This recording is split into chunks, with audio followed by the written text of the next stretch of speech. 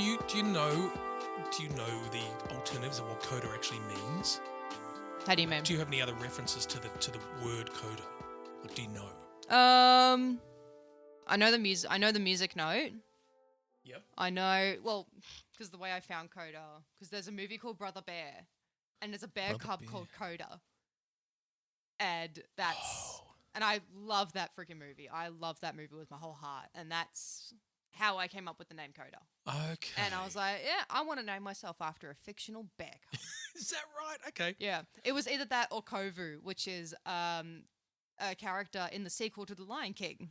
And then COVID happened. And then COVID happened. I actually had someone thought my name was COVID and they kept calling me COVID. It was a friend of mine's family function and they kept calling me COVID the whole day. To be fair, they were like 80 years old, so I didn't hold it against them.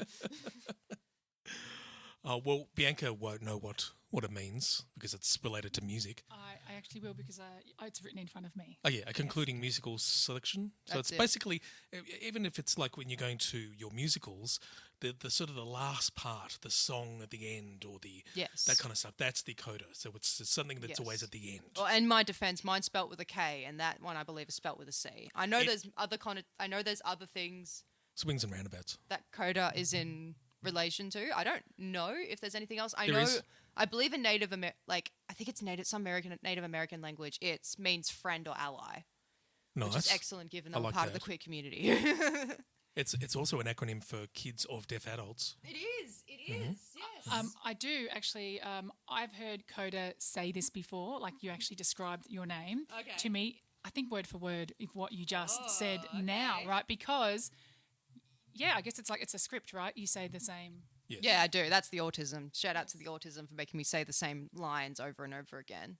So then my brain doesn't have to overthink, and think too much to get the same thing out. But then you get even better and better at that script as well, don't you think? Yeah, definitely. And so, Dan, you did the thing again where you didn't introduce Koda about. I'm I was about to say, who am I, bro? Because I needed to give the context of why. As soon as I heard the name, I went, "Oh, there's other words." I know. There's so many ties to it. And then I thought because of the C coda, I then thought a good introduction, because I actually don't know. You're going to have to give yourself an introduction as to what you actually do. Yeah, that's fine. I like to give introductions that don't actually relate at all. But I love that. It might be. This might be true. You tell me if any of this is true. Okay. Yeah. Koda has a particular quirk of always starting races after everyone else finishes. Koda's speeches start slow but always shine at the concluding remarks. Koda prefers dessert to the main meal. Koda's favourite song on any record is the last song. And Koda always waits for the encore at every concert. You're not wrong. That's low-key kind of factual. The ADHD does make me want to speed things up, but I also love to, sit and listen. I love to hear everything, especially when it comes to music, because, even though my name's Koda, I love music. I play music as well, and I love listening to music. And I love, if there's ever a concert or anything, I'm like, bro, give me more. I need more of that music because it's so good. Sorry. Oh, no, don't say sorry. I was just going to say, why do you say, even though my name is Koda, I still like music? I don't know. I don't think things through in my head, bro. My brain works faster than my speech. So, even when I'm talking sometimes, it might come out through the podcast, through this episode too, that, I'll just skip entire bits of sentence or, I'll just say things and then mean the other thing because my brain's just working too fast. Even though I have legs, I still enjoy sitting. Yeah, no, I'm going to use that from now on because I don't like music. So I should say, even though my name is Bianca, I don't like music. Well, do you know what coda is in the end of the song? Because the coda is a music term. That's right. That's a thing. That's what we were talking about. Okay. I wasn't listening. So. Now, do you also know the song Kodachrome? No. And do you know the film Kodachrome, which is what it's about? No, I don't. Well, there you go. So with the old days when there was films and it wasn't digital, there was a very, very, very well-known film, Kodachrome, which was a certain sort of colour. The colours were really intense on this kind of film. And Paul Simon, who I bet you know, from Simon and Garfunkel. Oh, Simon. Yeah, I love Simon Garfunkel. He's got a song called Kodachrome. You're joking. Yep. So I'll here's some of the lyrics. Oh my God, Simon and Garfunkel know who I am. They know who I am. Oh my God. So Kodachrome, they give us those nice bright colours, give us the greens of summers, make you think all the world's a sunny day. Oh yeah. So So there you go. You're going to have to go and listen to the song I now. feel like I have a few buddies that would definitely describe me as that. There you go. That's my Not intro. to toot my own horn. Not to toot my own horn, but yeah. Well, we need to get a bio from you now. Okay. Begin. All right. So, hello. My name is Koda. My pronouns are he, they. Hang on, I'll just start again. So I basically talk about my interests in what I do. Is that basically my little bio? Just say whatever you want. You say whatever you want. Yeah, no, cool. All right, so start again. Dad doesn't want to edit, so he's keeping it in. Sorry. All right, cool. We're on the air. All right. So yeah, my name's Koda. My pronouns are he, him, and they, them. I'm 23 years old, and my passions are music, psychology, animals. I am a proud cat and dog dad to my dog Remus and my cat Edalyn. And my passion is support work. I absolutely love support work. I've actually become an independent support worker now. So if you're hearing out there and you're in the Melbourne eastern suburbs and you're a support worker, I got you. She got the ad in very quickly. Yeah, I was gonna say know. something. That's Remus, right. isn't Remus the asshole of something? The asshole of something? Because because what he's named after, if you're a Harry Potter fan out there, is Remus Lupin, Of course, I was trying to get the connection. who is, funnily enough, a werewolf, I believe, and that's in He the is, in the yeah. movie films. But there is also Remus and Romulus, who are the brothers that Yes. founded Greece. That's the one I was thinking believe of. Remus is the one that died, and Yes. Romulus was the one that Yes. lived. Yep. Well, they both died in the end, but Yep. besides that, And what about Edalyn? Edalyn. So if you know the Owl House, there is a character called Edalyn, and she is the Owl Lady. And she is a witch. She's a witch in the show because everyone in the Boiling Isles is a witch. But she is just basically a chaos gremlin of a character, and that describes my cat very well. Wow, I cannot wait to find out if you have kids and what they're going to be called. Oh, yeah. That's going to be very Oh, that'd be interesting. quite something. Yeah. I want- Toast. Oh, toast. It's a great name for a kid. Bootleg. I've only thought of that back in the day. I could have called Nah, Eloise it would be Toast. something like, if I were to ever have, I probably wouldn't. If I ever were to have my own children, I'd probably name them something, give them a nickname, and then it's like, oh no, it's short for this. Like Megan, and then the kid's name is Megatron. No, that's what I'd do. But I'd give it obviously something that wouldn't ruin their life forever when they have to go to a doctor's appointment or something. Ah, screw 'em. No, I'd think of something better than that. This is just on the fly. You haven't heard of the name. I promise this is my last music reference. Yeah, no, There you you're go. fine. A Boy Named Sue. Have you ever listened to A Boy Named Sue? A boy named Oh, it sounds really familiar. Oh, Who's a God. boy? Johnny Cash. Yeah, okay, no, I do know this, yes. The father named him Sue because he wanted him to grow up strong because he wasn't going to be around. Yeah. I don't know why I said that anyway. No, you're fine. I actually have a point. But yeah. Oh, you've got a point to make. No, it just reminds me of something. Oh, oh, it reminded me of something as well, but I can't remember who the person was. But it was some rock star named their child some very feminine name, and they're a boy, and they said they wanted them to grow up very tough. That was all I was going to say. It could have been like, no idea, can't remember. They'd be like, no. But that reminds me of, because I know, funnily enough, I'm going to bring up Barbie because I love the Barbie movie and I love the history of Barbie. But when, I believe this was back in the 70s, I've only researched this a little bit, but there was a doll that came out and he was known as like the gay Ken, but they named him Bruce. Yeah. So Bruce was considered a gay name back in the 70s.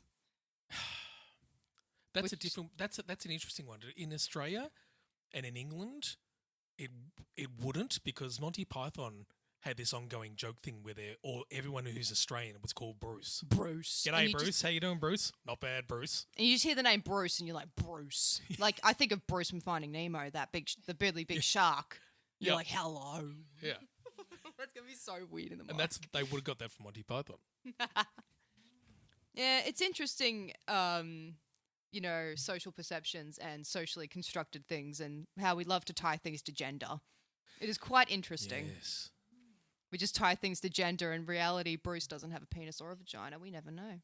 That's true. And yeah, inanimate objects I've as got well. a question. Animism. This is something that is, I think a lot of people would probably be wondering. I guess a lot of autistic people are all over it. Other autistic people have no idea about it. But I would like to know more about sort of, you've got two lots of pronouns. That can be a lot for some people not understanding, because I think you just said they, them, he, him. Him. So you're saying whatever you feel like or whatever you're feeling like, or I just don't really understand, and maybe even explain pronouns in general, really. Yeah, no. So pronouns, plot twist, we all have them. Is basically pronouns. We use pronouns to refer to somebody instead of their name.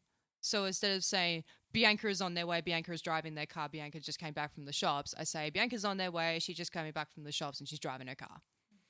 That's the basic way I can explain it. I remember I had a friend of mine, I came out as trans, and he actually asked me, so do only gay people have pronouns?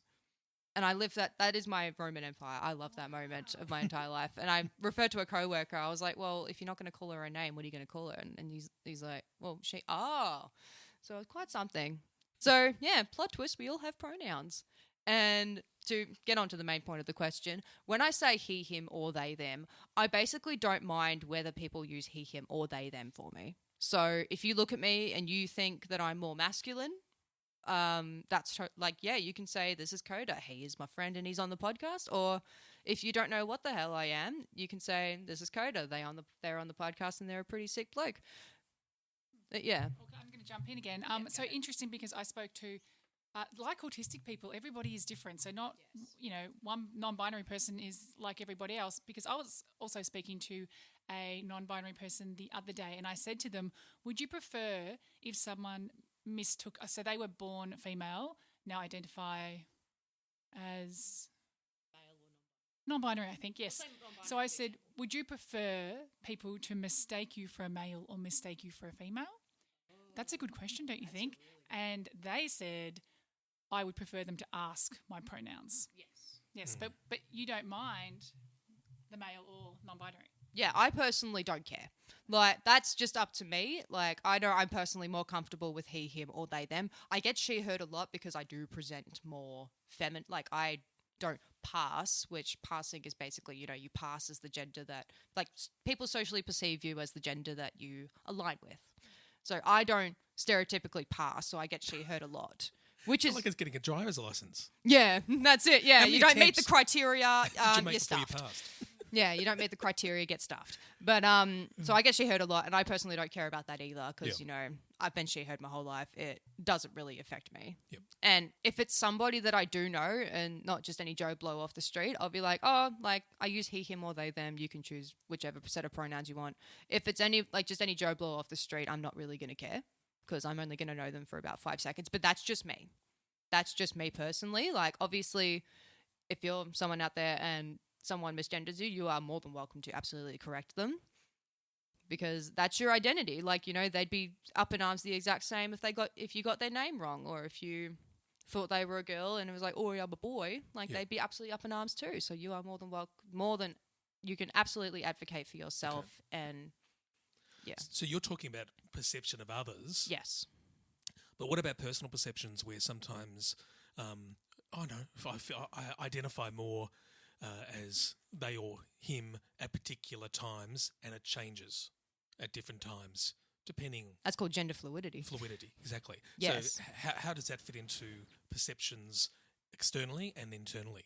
I'm really happy to talk about this because I identify as non-binary, but I also identify with the term gender fluid, meaning that my gender expression and my gender identity, like, it shifts and changes. So sometimes I feel more like I want to be perceived as they, them, and I feel more perceived, like I feel more non-binary, like neither aligned with male or female. And sometimes I feel more masculine aligned. So I want to be perceived as more, masculine, perceived as a boy, use he, him. Sometimes she, her, it's most likely going to be more a she, they, or a he, like she, him, she, her, or he, him type of situation. It's so funny because I'm thinking about, we've talked about this in the past where I probably trait-wise and everything identify more as a female autistic than male. And so, again, it's within that's a different construct where I could, if I felt I wanted to, identify as female autistic. So what about... He, him, but female autistic. Oh, yeah. Well, I mean... So I was just going to say it's kind of like when I get up in the morning and I am very sometimes I want to wear a dress and look quite feminine, and other times I want to look, what do you call me? Scruffy, Dan.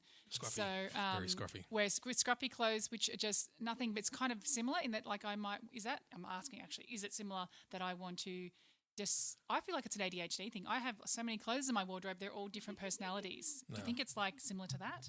That's more that's a lifestyle choice. Yeah. No, I can understand where you're coming from, but also it's more of an internal thing. Like, I know that if I started to referring you as a boy and gave you a more masculine name, like, I don't know, Billy. Bruce. Yeah, like, you wouldn't be particularly happy about that. So, yeah, you wouldn't be particularly happy about that. So I'd like to just comment on that because when I was younger, my mother, who listened to this podcast, she cut my hair short, probably like your hair, when I was in grade 1 and grade 2. And so people would always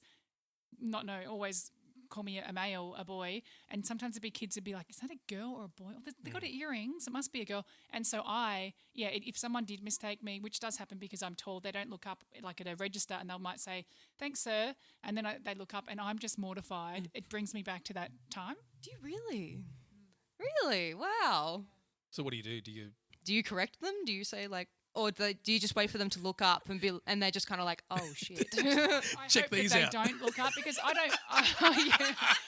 don't want to be put in that situation. It's awkward for me, and so I would prefer if they don't even notice and we just both go along our day and just shut up. Yeah. Well, yeah, you mentioned that because that's how a lot of non-binary and trans people feel. Like, if we get because if I get she/her, like, I don't, because we also, it's because A, it's really hard to advocate for ourselves, so sometimes we just don't bother, but also B, we don't want to make it a whole big thing and we don't know how the person's going to react. So, like, if you say, I'm a woman, and then, like, you don't know how they're going to react. So a lot of trans and non-binary people usually will just let it go because we'll usually only correct somebody if we feel safe to actually do so. A lot of people will agree with me on that. Usually we'll just let it go. Oh God, I want to throw a spanner in the works now to see how you Oh, respond. really? No, I'm kidding. I don't think that the gender is binary. Oh, no way. So how can you use the term non-binary? Because everyone is. Well, because binary literally just means one or the other. Yeah. So in our society, we've got male and female. But we don't know. We know that that's not the case. There can be down to chemical. There's a whole lot of aspects of people who don't even know that they would have. Yeah. Well, both yeah, reproductive organs, things like that. There's a whole lot of grey in there. There is no such thing as exactly. binary. So that's that's in a medical sense. Yes. Where, you've got male, you've got female, and then you've got intersex, and then there's like different chromosomes. Yes. Like even outside of, I believe, intersex, that or it's inside. Don't quote me on that too much. Yep. But there's like XY, then there's XX, but then there's XXY, and there's Y. There's everything in there. That's in a medical sense. In a social sense, Yep. like, we've been brought up with, okay, you're either male or female, and, shut up and get along with it. So that's what I mean in the context of binary. So we've got the gender binary of male and female, and then non-binary just simply describes outside of that. Should we change that language? Like, evolution is just a theory. There's a theory for the layperson means something very different to a scientist, and it's really screwed things up.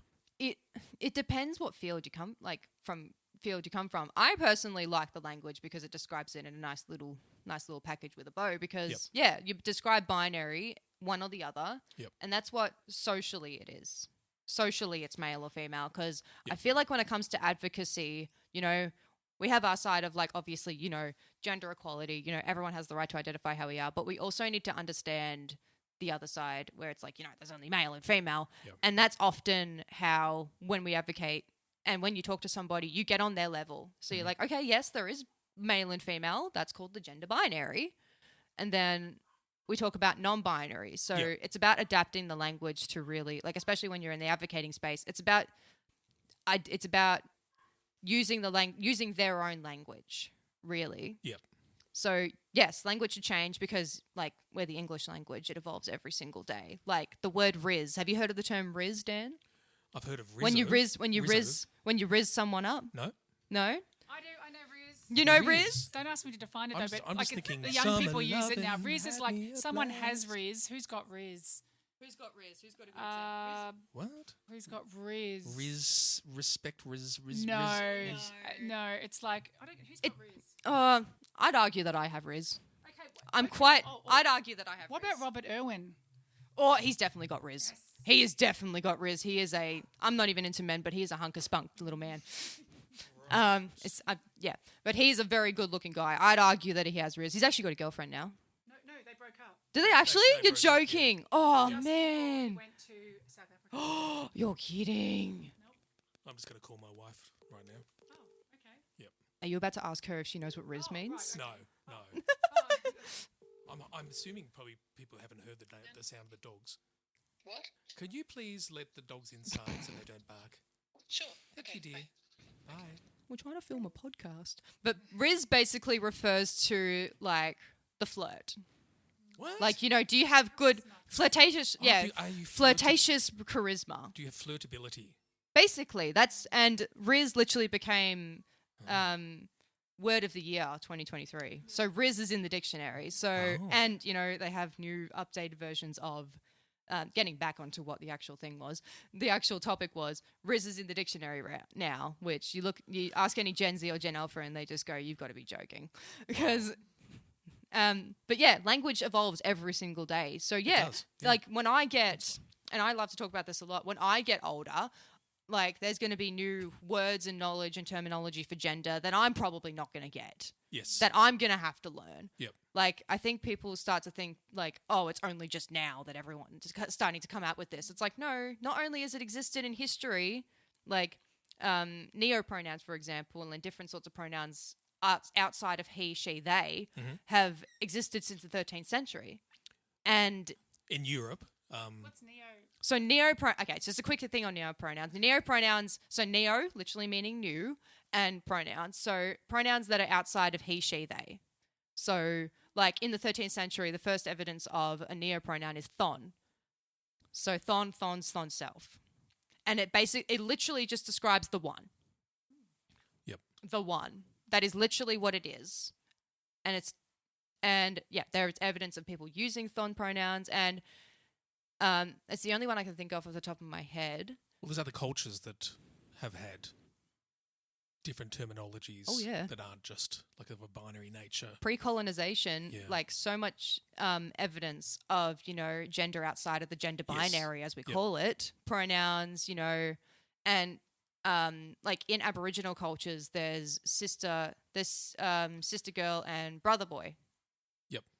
Which describes, it's basically an Aboriginal term for Aboriginal people outside of the gender binary. Okay.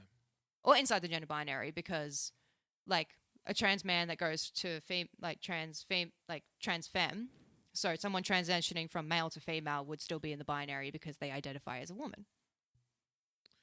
Well, before we get into you particularly, one of the questions that I've discovered here was, can a non-binary person be straight? Yes. How? That is purely up to them. If you didn't hear that, Bianca said how. Well, how in terms of like, are they straight with other non-binary people, or what does straight mean? Or are you talking about what their gender? Oh no, because their gender, that's what we need to say. Their gender has nothing to do with their sexuality. Right. That's it. So it is purely up to the person. So let's say that they're assigned female at birth and they come out as non-binary and they date a somebody that identifies as male.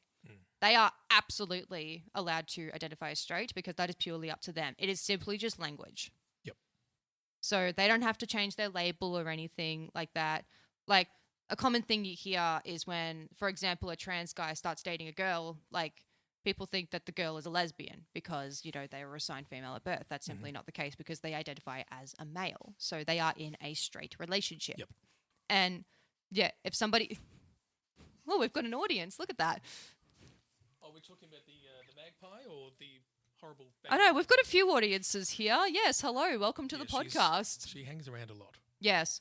But, no, so that is purely up to the person whether they want to identify as straight. Like, even if, there's two people in a relationship, a male and a female, a girl and a boy, sorry, and they've been in a relationship for a while, and one person realizes, oh, I'm non-binary, I want to come out as, like, use they, them pronouns and come out as non-binary. Yep. That is purely up to them whether they still want to identify as straight, and purely up to the partner whether they want to still identify as straight. Yep. And no one really has a say in that because it's purely up to them. Mm-hmm. that's my stance on it.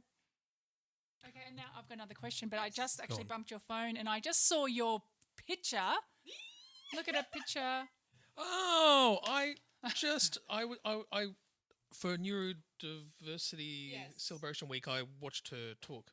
Do you mean Chloe Their Hayden? talk. Yeah. Yes, for context, Chloe's. for context. Is it she? Is it she? Or? She, her, yes. Yeah, yeah. Yeah, so for context, Chloe Hayden and her mum, Sarah Hayden, had a seminar on Saturday, and I actually got to meet Chloe Hayden. And even though it was only a 15-second conversation, it was the best conversation of my life. Yep. Because she is literally so sweet. Shout out to you, Chloe, if you're listening right now. So what did she say? Tell me what.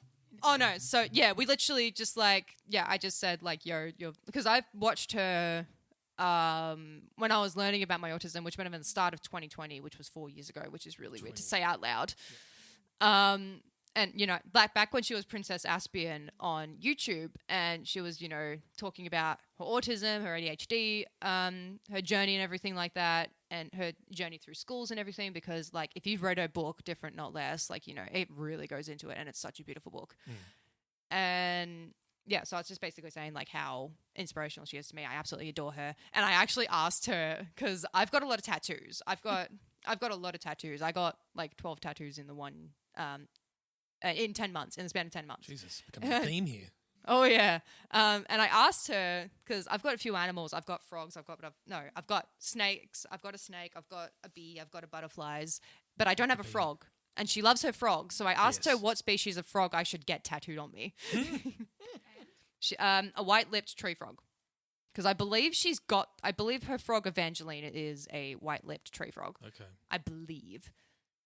Now I just have another question, and that is, so if I'm somewhere and there's someone with queer badges or rainbows or whatever on them, is it rude for me to go up and ask them, what? I obviously know what that means, but is it rude, do you think, to say, in what way are you queer? Now, the person I spoke to last week, they said if someone says I'm queer, that often means they actually don't want to tell you exactly what they are, so maybe don't ask. Whereas if they've just got that on, you might go over and say, what does that mean? If they just say I'm queer, you don't then say, how are you queer?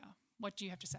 Yeah, I do understand where they're coming from, because usually if someone notices that I have a pride badge on, I just say, I'm queer, because it's a lot easier to then, it's a lot easier to just say, I'm queer, I'm part of the community, than to say, okay, I'm non-binary, gender fluid, and I'm also asexual, and my pronouns are he, they, and I like to use he and they interchangeably. It's a lot easier just to say I'm queer. And again, if it's any Joe Blow on the street, I'm just going to say I'm queer, because it's a lot easier to just do that than to really delve in and delve into my identity and how I discovered it, how I came out 4 years ago and how I really discovered when I was 12 years old or something. So it's just a lot easier to say that. So I do sort of agree with where they're coming from. I don't know. I must have missed that social cue when it said that if someone says they're queer, they don't want to talk about it. I must have missed that social cue. But yeah. So what was the other bit to that question? And they were wearing... I don't think there was another bit to the question. No. I don't think, but... hang on, wait. Oh. You said that if they were wearing pride pins, should you be able to go up to them and say, hey, how are you... Yeah. In what way are you queer? Not really. No. If I just went up to you and I said, say are you a real ginger? Are you a real redhead? I like to pretend I am. If I went up to you and said, if I saw that you're a redhead and I'm what part of Europe are you from? Or what part of Scotland are you from? I thought you were going to go somewhere very different just then. Yeah? Well, what do you think I was going to say? Hopefully something not... ropes. Hopefully... Oh, no. I don't particularly want to get cancelled. Thank you very much. No, I was not going to say that. There's another thing that you just said before, and that was about being asexual. I would like you to... roll out the carpet on that. What do you say? What do you say, Dan? Roll out the carpet? What ways am I asexual? Yeah. And actually explain, because some people probably don't know that either. Yes, I talk about asexuality and people just go, you don't like sex. Because, and for God knows, I'm okay with talking about being asexual, otherwise I wouldn't be answering that question. So asexuality means that, asexuality... As a definition means that you experience little to no sexual attraction towards any gender, towards anybody of any gender. Me personally, I experience no sexual attraction towards anyone of any gender, and I have zero desire to be in a sexual relationship with people. So then my question is, like you said, Robert Irwin has Riz, so can you explain, because some people would say, but you just said that you found that he was attractive, so elaborate.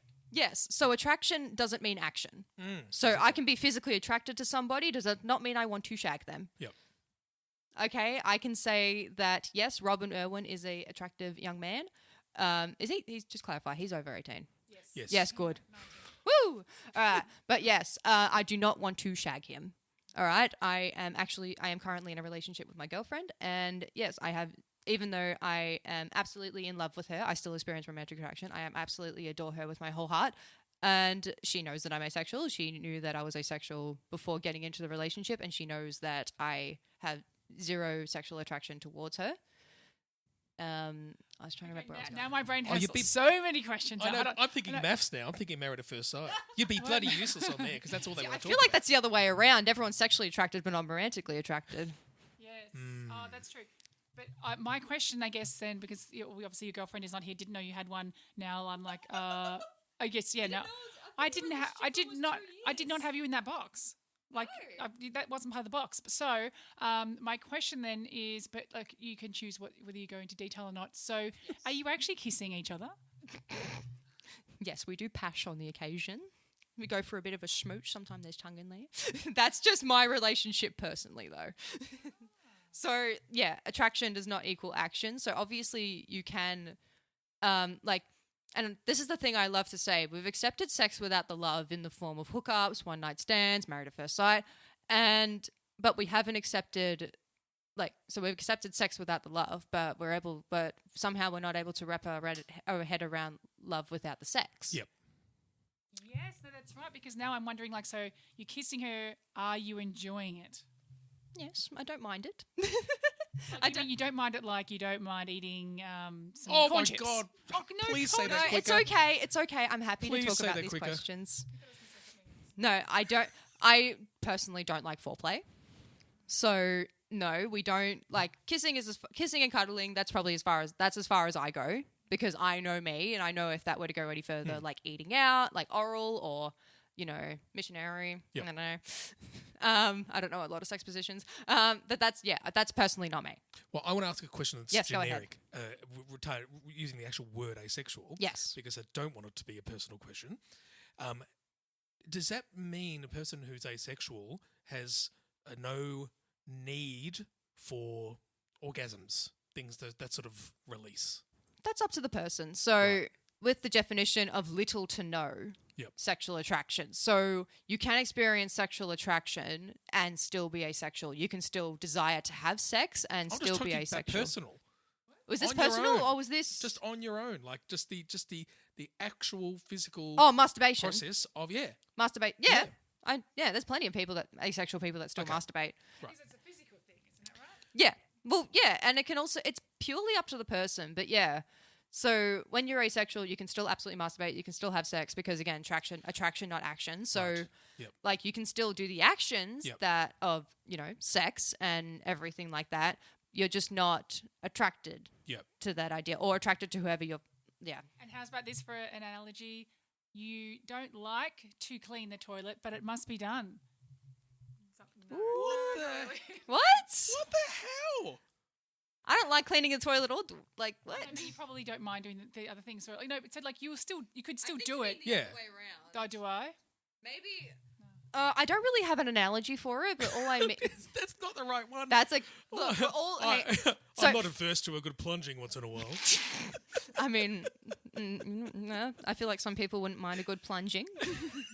I feel like some people would be okay with a good plunging. Just friendly reminder, this is a safe space. So, and Bianca is still learning in the same way that Dan is still learning, in the same way that I'm still learning. So, yes, but I don't really have an analogy in terms of that. All I really say is that society's accepted sex without the love, but we can't accept love without the sex. So is there a terminology for someone who just doesn't want to have a sexual release at all? And they're not Christian. They're fundamentalist. Well, yes, because this is actually brought up a lot, like abstinence and celibacy. Because I've been compared to that a lot. It's like, oh, you're celibate or oh, you're abstinence. And I'm like, no, because celibacy is a choice. Yep. And I didn't choose to be asexual. Yep. Like with gender and sexuality, you do not choose to be gay, bisexual, non-binary, transgender. You do not choose those things. So when people say that I'm celibate or waiting for marriage, which was a hilarious conception to me, yeah, it's not a choice. I actually have a very funny story relating to this. So for context, I was in a relationship and the family was Christian. And assuming that my partner at the time was Christian, I actually, this should have been a clear sign that I was indeed asexual. I just thought to myself, I'll date this guy, and then when we get married, then I'll be ready for sex. But I was not sexually attracted to him at the time, or ever. That was just my mindset that like, I'll be ready eventually, which is what a lot... Yes, sorry, you go. Exactly. Which is what a lot of people think and why a lot of people don't come out as asexual or don't realize they're asexual, because like even I've heard, you just haven't found the right person, or you just haven't found like had a good orgasm, you just haven't anything, blah blah blah blah blah. There's always a reason why I'm not asexual. And it's like, no, like personally I've tried it and it just wasn't for me. And then I found the term asexuality when I was 20 and I said, yeah, that's definitely like my experiences, and I'm yeah. Ooh. Sorry, I got to write something. What have you found? I got another one for later. Ooh, okay. Don't look what I'm doing. Don't look. No peeking. No peeking. All right. Well, well, we're facing it the opposite way anyway. We need to go to the autism part. Yes. Let's talk about. Oh yeah, I was about to do that now. So I guess what we're going to ask you is your timeline. Like what I mean, but you've got a few different things. You've got asexual, you've got non-binary, you've got all the different things, and autism and ADHD. So you can. What's track number 1 on the album? Yeah, how about you just start at the beginning, but with not obviously great detail of when I was 1, blah blah blah. You know. It is a bit like a Pink Floyd album, Dark Side of the Moon Pink Floyd album. It just sort of like there's all different stories, but they all they all are like they're not sort of one after the other. So it's kind of a bad analogy, but you get the gist of it. Screaming. Yeah. Screaming. Yep. Lots of meltdowns, lots of breakdowns, lots of episodes. So are we talking about my autism journey, the queer journey, the whole journey? Okay. Well, what came first, really? The autism actually came first, but not in the way everyone thinks. So I was diagnosed, and context, I'm assigned female at birth, so people are going to hear this, and if they know, they know. I was diagnosed at 2 years old, 2 to 3 years old, which, if anyone knows, is really early. Really, really, really, really early. Well, yeah. Oh, yeah, because I was born 2000. Bloody hell. So, yes, 2002, 2003, sorry, I was diagnosed. Like, that psychiatrist or pediatrician, I can't remember who diagnosed me, was like, yep, that is an autistic child. Like, she's a girl, but that is some clear autism. I like to say that I reeked of autism as a kid, and I still reek of autism. Interesting. So does that mean you think there was more identification of male autism, like I was saying before, because it's easier for these people to have, back then, being able to sort of work out autism in a person? Well, because I actually have a very strong opinion on this, because everyone talks about male or like boy autism versus girl autism. Yeah. Which, because autism was studied on boys initially back in the 80s, so they only ever studied boys, much like everything. Yep. A lot of medical studies, they only ever studied on boys. Yep. Only ever studied on white boys. And even when they were looking at autism back in the early 40s, which was actually in World War II, if anyone knows the history, because there was the person that really coined the term, or Asberger's is what it was called, Hans Asberger. He was a Nazi. Mm-hmm.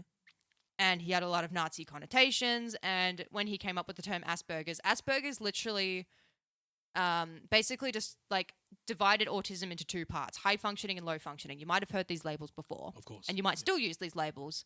They're actually quite harmful for the autistic community, because high functioning means basically that you have lower support needs, you're able to mask a lot easier, and, you just don't look autistic, which I've gotten a lot. And But you're also a more contribution to society in general. Oh, yes.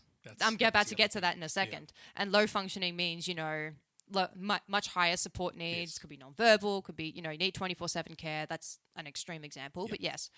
And yes, contributing to society was actually why they made those functioning labels, because back in Nazi Germany, World War II, if you were low functioning, you were sent to the gas chambers. Yep. If you were high functioning, you were kept alive and actually to work as a slave in Nazi Germany. Yep, your views. So literally, high and low functioning is life or death. Yes. That's the way I see it. That's its origins. That's its origins. Yep. So that's why I don't like the labels. And now Asperger's is no longer a part of the DSM-5, so you can no longer get diagnosed with Asperger's.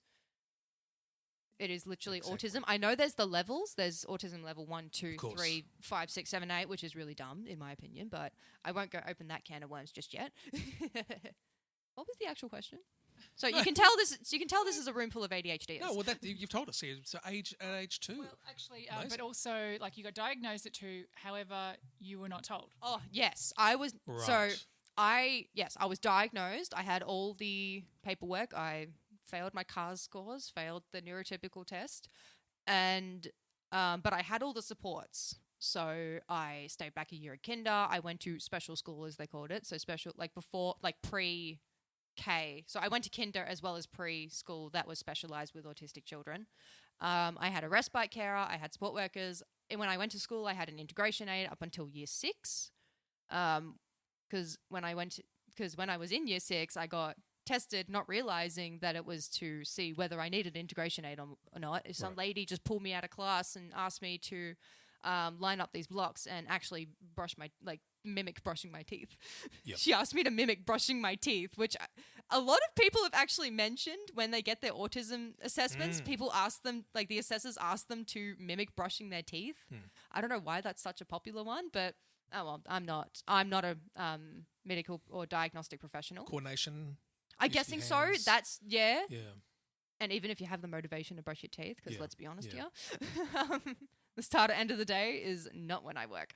But yeah, So when were you aware? I learnt when I was 19. 19. So yeah, well, you were. So late to the that's a party. big age gap. So so I was diagnosed before I even entered school, and I learned about it after school. Now I How? say that it was actually when I started working at my first job that's very neurodiversity affirming. Mhm. And when I was looking for a job, and I basically looked through actually the way that I learnt that I was autistic was actually through memes on Instagram and through Chloe Hayden. So Yep. I just stumbled across her page one day, and she was talking about all these autistic experiences, and then I started doing some soul searching, and in the form of memes on Instagram. You can tell I'm a Gen Zer. And there were all these autism memes, describing like the autistic experience and even like the dark humor autistic like memes. And I was looking at them, and there was this one particular meme that it was a screenshot of, does anyone know the show Arthur the Aardvark? No, it was an old The old cartoon. yeah, the old cartoon. Oh yeah, loved it. Yeah. Anyway, so Arthur's got a little sister called DW. Yes. And there's a scene, I believe there's some sort of cutscene where she's surrounded by a million other DWs. So it's the one DW in the middle, and she's surrounded by so many other DWs. And the caption was, when you look back at all your life, when you look back at certain instances and realize they were autism. Yes. That's how I found out that that was the absolutely defining thing of, oh shit, I'm Okay. autistic. Did you go to your parents then and ask, or did you? No, How because did you know you actually got? so I say that I learned when I was 19, Yeah. but even though my parents were because I looked at a program on the project, and they had a kid who was autistic, and he was describing his experiences, and I just went, am I autistic? And I was like, what's autism? And she's like, your brother, because he's also autistic. Right. And I said, am I autistic? And she's like, yeah. And then we just never spoke about it again. Oh god. Okay. It just never got touched on. Oh. And so that's why I say I learnt at 19. Yeah. Because even though I knew about the word, that was just it. And then, I started working for this company. I worked at the ICANN working at the ICANN network. Yeah, the ICANN network, which is very neurodiversity affirming. Started learning more about autism, and even about ADHD. I didn't get diagnosed with ADHD until I was 22 years old. No, Yep. 22. So I have a question then. So you started working for ICANN before knowing that you're autistic? They sort of came at the same time. They came at the same time. And I was just out of school. I needed a job, and I was just like, oh no. How could I forget about this? Because the ICANN network came to my school in year 12. So they all sort of fell together at the same time. Just explain ICANN Network too. So the ICANN network is a Victorian-based organisation that that does school programs and online programs for young autistic students. Yep. it's by autistic people for autistic people. So the CEO, Chris Varney, he's autistic as well. He made it up with his 3 buddies, Penny Robertson and James Ong. That's it. Yep. So they all started ICANN, and back in I think 10-year anniversary was last year. So it'd be almost 11 years now. So I'm just I guess it's a bit confusing. So you went to a special preschool, but not for primary or secondary. No, so yeah, I know my ADHD is really messing up the timeline here. So diagnosed at 2, went to a kindergarten. I had 2 years of kindergarten. They kept me back, and at the same time I was doing a special needs. Like I was at special needs school as well. That was based centralized for autistic kids.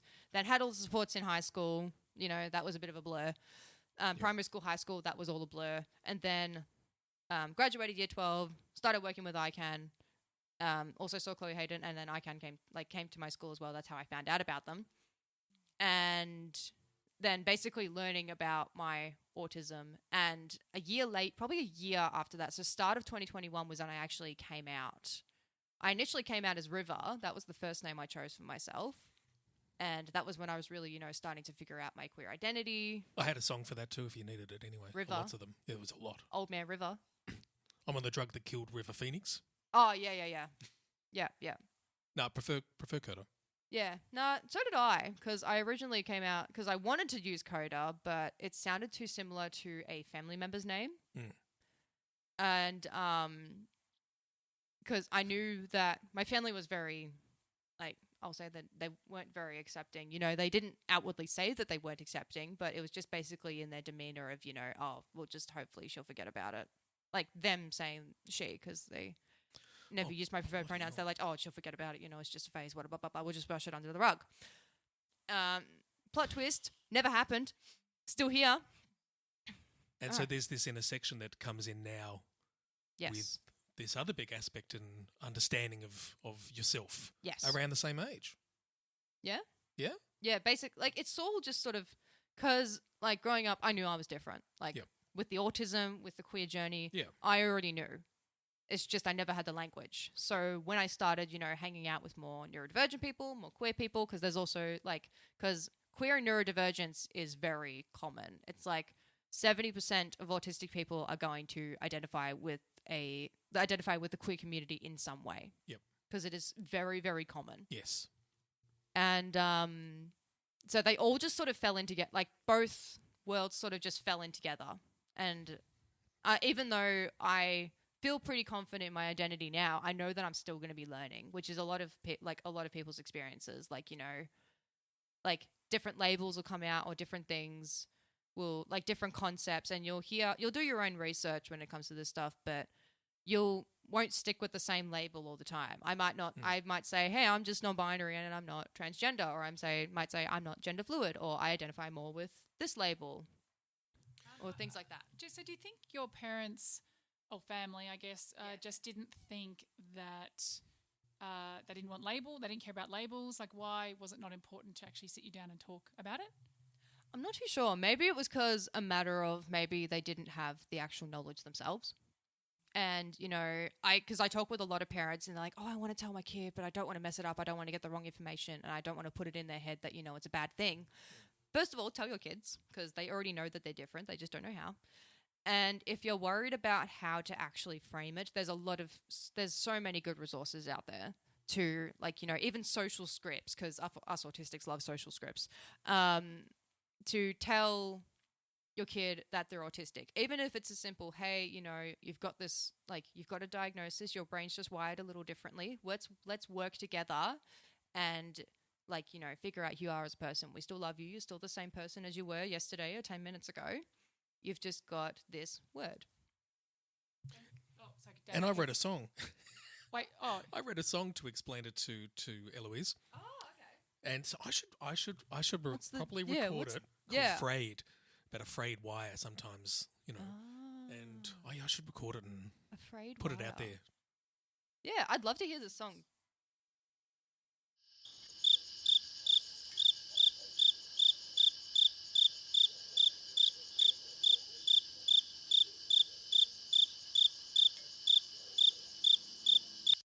That was a conversation killer. Oh, well, I thought you were going to say something. No, I'm not playing it now. We both thought you were playing the song. No, I was just going to ask. I'm not going to have time. Sorry, you were talking. Okay, so I meet a lot of, because I hang out with a lot of carers, with people with autism. What about the people who most parents seem to go through a stage of kind of denial, or just thinking it's just a stage that their teen, or it could be 10-year-old, it could be even a 20-year-old is going through with being queer, or I guess even asexual, any of those things. Even autistic. What do you say? Let's just say they're listening, because we've got lots of parents here listening. So what would you say to those people? So I believe you're asking if a parent feels like, oh, it's just a phase, they'll get over it, or they're like, if they've got a friend who's non-binary, they're just following the trend. So what would I say to them? I believe that's what you're asking. Yep. Yes. So my thing is, be supportive. Like, I know it's easier said than done, but just you got to be supportive. Like, even if a kid picks, it's like if a kid picks up a new hobby, it's like, they say, oh, I want to do soccer, I want to do, I don't know, art. You would support them regardless of that. And if it was even if it was a hardship that they'd be going through, you would support them. And this is just something in their life that they're going through the same way. And you're like, okay, I might not understand this now, but I will try to understand the best I can. You've got to work with your kid. You've got to work with them, because they've grown up knowing that they're different.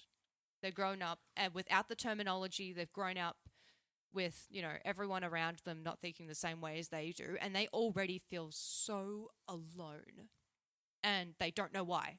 It's like, everyone got given the manual to life, given the manual to being straight or being cis, understanding social cues, anything like that. I'm talking in context of being queer and neurodivergent. You've got to work to, everyone's been given the manual except us. They already feel so isolated and alone. Yep.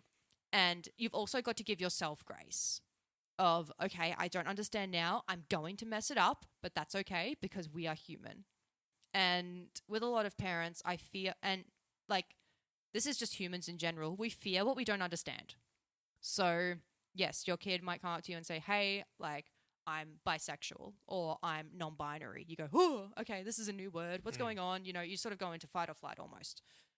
And as a parent, and us as adults, we've heard these words, we hear queer, we hear everything like that, and we think of the history. We think of what happened to queer people in the 80s. Yep, stuff. You got bashed, or everything like that.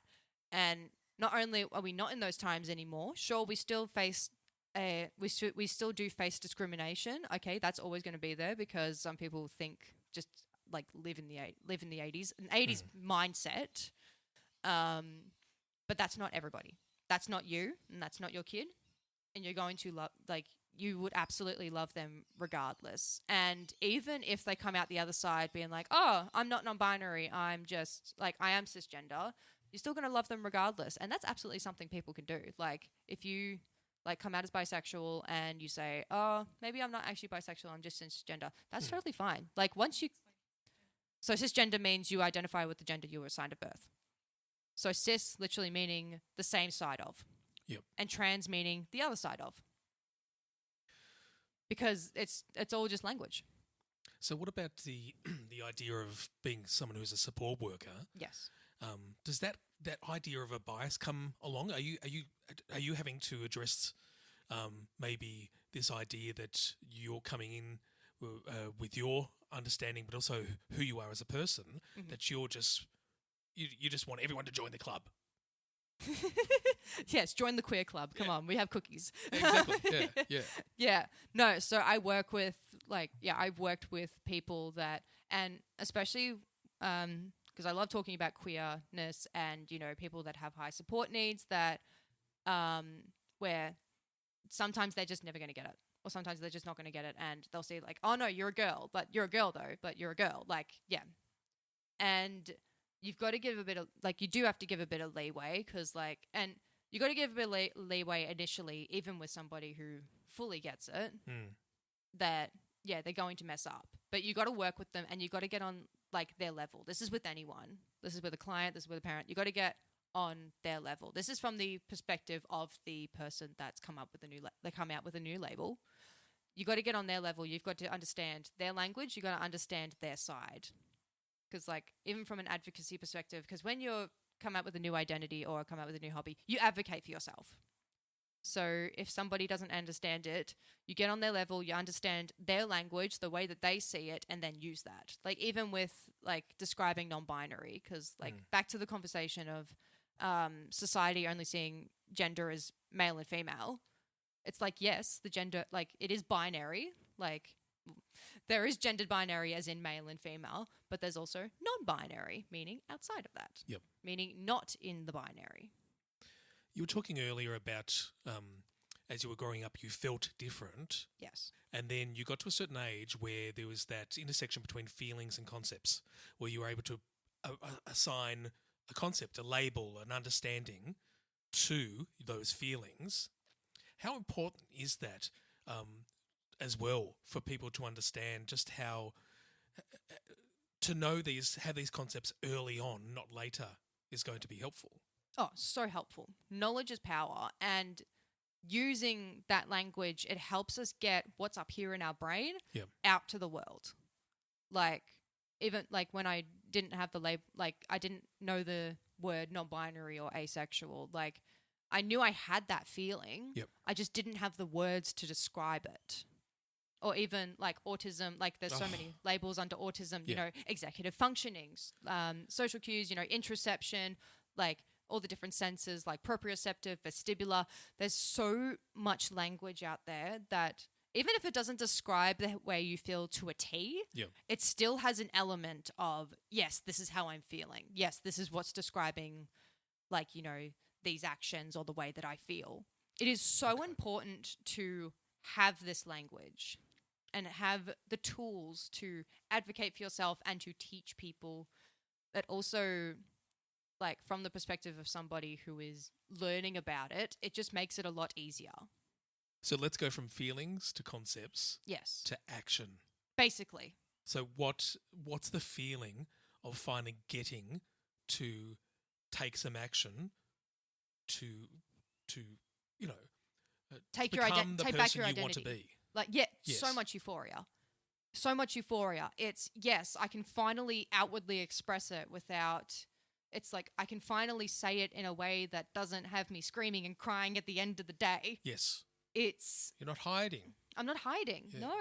And like even if it's different, you know, treatments or different support groups or anything like that, it's like it is so much euphoria to finally have a support, a label, a terminology, a support system that aligns with how you feel. Because you can't choose how you feel.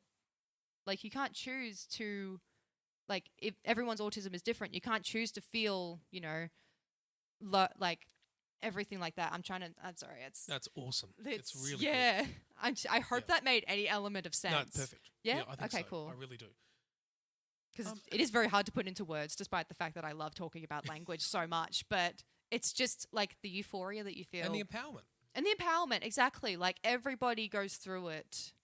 Like even if somebody's going through this massive transformation of like, yes, this is who I really feel. Like if you're a cis person, for example, and you know you like go through a transformation where you, I don't know, let's say lose a lot of weight, for example. Let's say that. That in a way is also gender affirming care. Yes. Yep. Because, you know, you're feeling more confident in your body and who you are as a person. And you, at your core, one of those things is gender. So in the same way that somebody may lose a lot of weight to feel more comfortable in their bodies, somebody coming out as trans or associating a label with themselves like autism, ADHD, that's them taking their power back.